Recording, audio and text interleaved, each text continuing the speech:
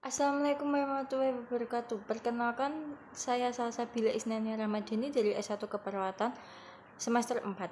Pada kesempatan kali ini, saya akan menjelaskan apa itu cross culture understand.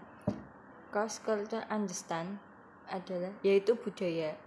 Budaya adalah ciri-ciri sekelompok orang tertentu meliputi bahasa, agama, makanan, kebiasaan sosial, musik, seni, apa yang kita kenakan. Bagaimana kita memakainya, pernikahan, apa yang kita yakini benar atau salah, dan sejuta hal lainnya.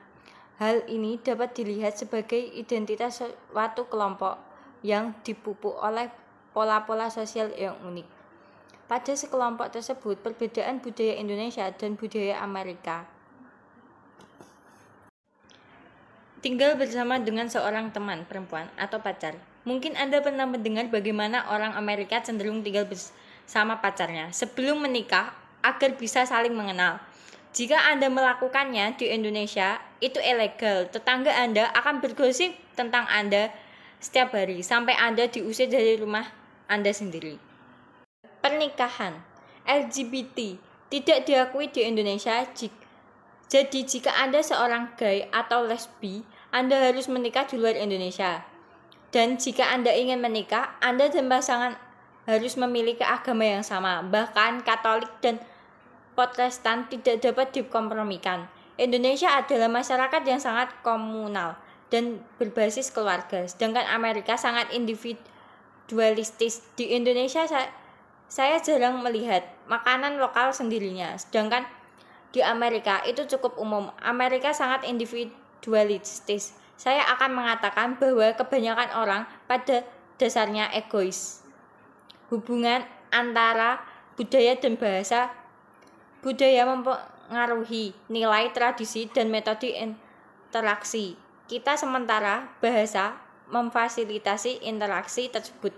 Bahasa memungkinkan Anda untuk berinteraksi dan budaya memberikan Anda cara melakukannya dengan benar.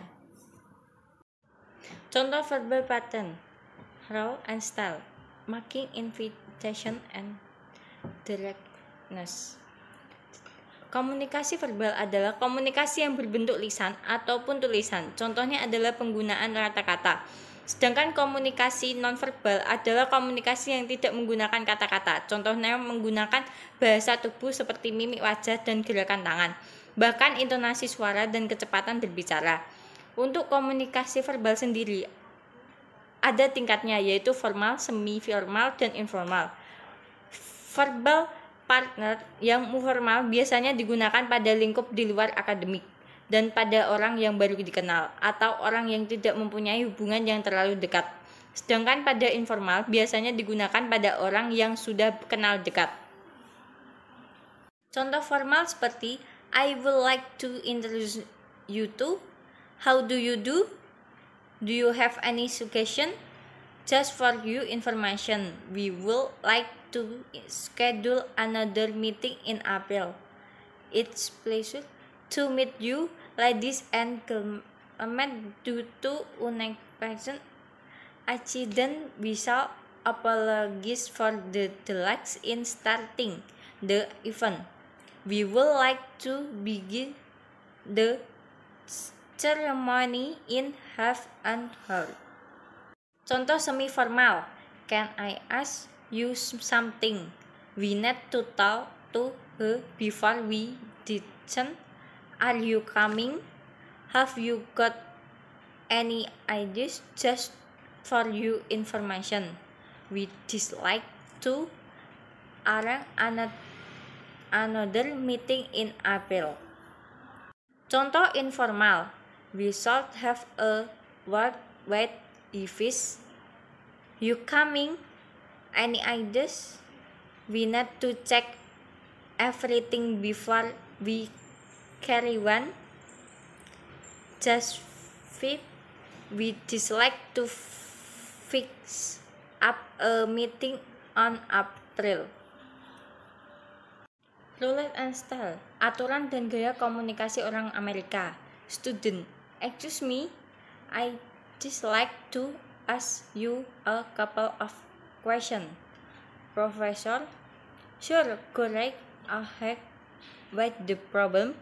Host, will you like some more this, sir? Ghost, no, thank you. It is delicious, but I really has enough. Host, okay. Why don't we leave the table and sit in the living room? Making invitation adalah membuat undangan seperti undangan ulang tahun, undangan pernikahan, atau undangan resmi lainnya. Contoh, making invitation. Do you want to see a movie? Tomorrow is my birthday and my mother will cook a lot for dinner. Would you like to come over? I will like to invite you to my book launch event tomorrow. Terus terangan orang Amerika cenderung menghargai kejujuran dan keterbukaan dalam berurusan dengan orang lain. Mereka percaya bahwa konflik dan perbedaan pendapat paling baik diselesaikan melalui diskusi langsung di antaranya orang-orang yang terlibat. Orang Amerika percaya bahwa jika seseorang memiliki masyarakat dengan orang lain, mereka harus memberitahu orang tersebut dengan jelas dan langsung untuk menemukan solusi atas masalah tersebut. Will you marry me? Do you want tea or coffee? Let's get down to business. Out with it. Speak up.